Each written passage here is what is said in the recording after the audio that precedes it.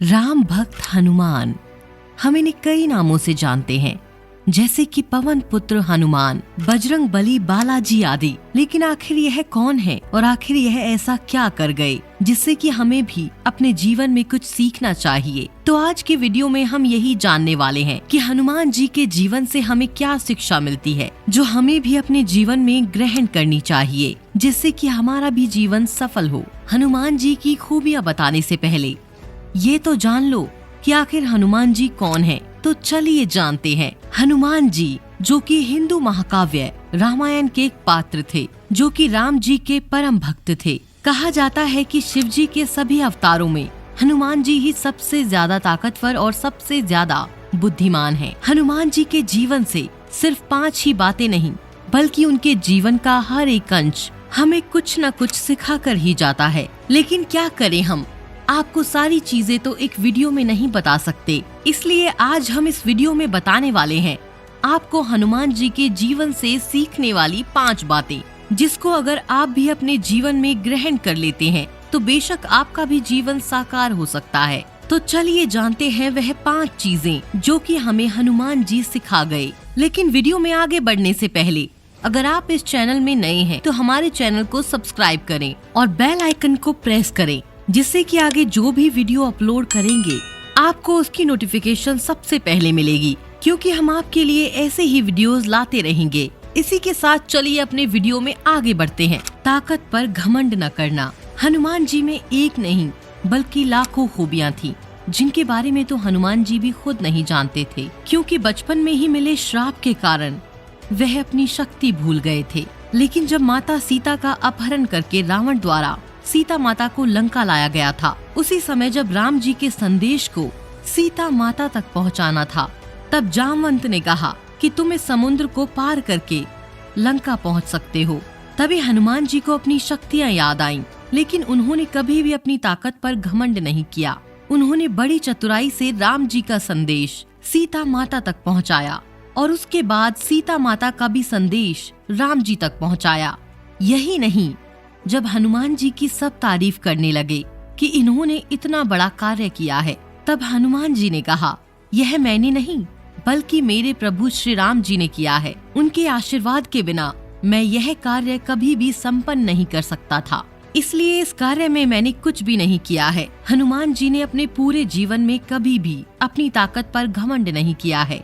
वह हमेशा ही राम जी के भक्त के रूप में कार्य करते रहे हैं, कभी भी घमंड की भावना को अपने हृदय में नहीं रखा है। इससे आपको यह सीखने को मिलता है कि आपको कभी भी अपनी ताकत का गलत इस्तेमाल नहीं करना चाहिए, क्योंकि यह ताकत आपके पास हमेशा के लिए नहीं रहने वाली है। आपको एक न एक दिन इस दुनिया से चले जाना है, इसलिए आपको उन शक्तियों का सही इस्तेमाल करना है। आपको अपनी ताकत से लोगों की मदद करनी है, न कि उन्हें परेशान करना है। अपने मस्तिष्क का इस्तेमाल करके चुनौतियों का सामना करना। हनुमान जी बचपन से ही बहुत ज्यादा बुद्धिमान थे। इसका प्रमाण हमें उनके जीवन के हर क्षण में देखने को मिलता है। लेकिन एक घटना है जब हनुमान जी राम जी का संदेश सीता माता तक पहुंचाने के लिए समुद्र के ऊपर से उड़ते हुए आकाश मार्ग से लंका की ओर जा रहे थे। तभी उनका सामना सुरसा नामक एक विशाल राक्षसी से हुआ। तब हनुमान जी उनसे कहते हैं, मुझे लंका जाना है, मुझे श्री राम जी ने भेजा है अपना संदेश सीता माता तक पहुंचाने के लिए। तब वह राक्षसी कहती है कि नहीं, तुम नहीं जा सकते, मैं तुम्हें खा जाऊंगी। तब हनुमान जी कहते हैं कि मैं मेरे श्री राम जी का संदेश सीता माता तक पहुंचा कर ही रहूंगा। तब वह राक्षसी हनुमान जी से कहती है कि अगर तुम्हें यहाँ से आगे जाना है तो तुम्हें मेरे मुंह के अंदर से जाकर वापस आना होगा, तभी तुम यहाँ से जा सकते हो। तब हनुमान जी उस राक्षसी से कहते हैं कि ठीक है, तुम मुझे खा लो। तभी जब सुरसा अपना मुंह खोलती है तो हनुमान जी अपना आकार बड़ा कर लेते हैं। उसे देखकर सुरसा भी अपना मुंह और बड़ा खोलने लगती है। लेकिन सुरसा अपना मुंह जितना ज्यादा बड़ा खोलती थी, हनुमान जी उससे दुगना आकार के हो जाते थे। लेकिन जब सुरसा राक्षसी ने अपना मुंह 100 योजन तक खोला, तब हनुमान जी ने अपना आकार अचानक से छोटा कर लिया और उस राक्षसी के मुंह से अंदर जाकर बाहर आ गए। इससे पता चलता है कि हनुमान जी बहुत ही ज्यादा बुद्धिमान थे। इससे आपको सीखने को मिलता है कि आपके जीवन के रास्ते में चाहे आपको कितनी भी कठिनाई क्यों न मिल जाए, आपको उसका सामना अपने मस्तिष्क का इस्तेमाल करके करना है। जैसे कि हनुमान जी ने सुरसा नामक राक्षसी से सामना किया, उसी तरह आपको भी अपने सामने आने वाले किसी भी चुनौती से नहीं डरना है और उसका सामना साहस पूर्वक एवं अपने दिमाग का इस्तेमाल करके करना है। सभी से विनम्रता से बात करना। श्री राम भक्त हनुमान बहुत ही विनम्र स्वभाव वाले थे। उनके सामने कोई भी व्यक्ति क्यों ना हो, वह उनसे हमेशा ही विनम्रता से बात करते थे और चाहे उनके सामने कोई राक्षस हो या कोई देवता, वह उनका भी आदर करके उनसे बहुत ही ज्यादा विनम्रता से बात करते थे। हनुमान जी से हमें यह सीखने की जरूरत है कि हमें भी अपने जीवन में सभी से विनम्रता से बात करनी चाहिए, चाहे वह हमारा दोस्त हो या दुश्मन, चाहे वह हमसे छोटा हो या बड़ा। हमें हमेशा ही सामने वाले से विनम्रता से बात करनी चाहिए। हनुमान जी ने अपने विनम्रता से ही सीता माता को विश्वास दिला दिया था कि वह राम जी के द्वारा ही भेजे गए श्री राम जी के दूत हैं, जिससे कि माता सीता को भी विश्वास हो गया था कि वह सच में मेरे राम जी का संदेश लेकर आए हैं। हनुमान जी के बात करने का ढंग ऐसा था कि सामने वाले को चाहे जितना भी गुस्सा आता हो, लेकिन उनकी बातें सुनकर उनका क्रोध कहीं न कहीं अपने आप ही कम हो जाता था। इसलिए आपको भी लोगों से ऐसी ही बात करनी चाहिए ताकि लोग आपकी बात सुनकर ही अपना सारा क्रोध भूल जाएं। सर्वदा आदेश का पालन करना। हनुमान जी को जो भी काम सौंपा गया है, उन्होंने कभी भी किसी को निराश नहीं किया है। उन्होंने अपनी जान पर खेलकर भी उस कार्य को पूर्ण किया है। इसका उदाहरण हमें एक नहीं बल्कि उनके जीवन में कई जगह देखने को मिलता है।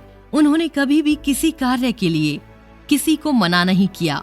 इसका सबसे बड़ा उदाहरण हमें तब देखने को मिलता है जब श्री राम और रावण के बीच हो रहे युद्ध में लक्ष्मण जी मूर्छित हो जाते हैं, जिसके उपचार के लिए हिमालय में उपस्थित एक जड़ी बूटी की आवश्यकता होती है। और जब वैद्य जी कहते हैं कि उस जड़ी बूटी को सूर्योदय होने से पहले ही लाना होगा, तभी लक्ष्मण जी के प्राण बच पाएंगे।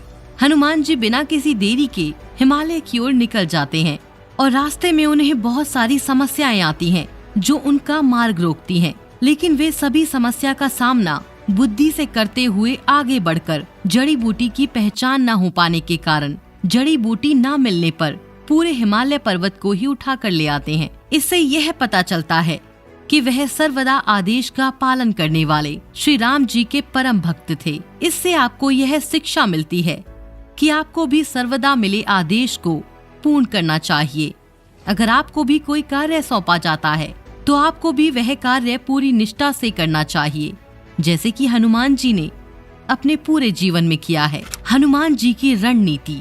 हनुमान जी की रणनीति की जितनी तारीफ की जाए उतनी ही कम है। उनकी रणनीति की वजह से ही राम जी लंका विजय कर सीता माता को वापस अयोध्या ला पाए थे।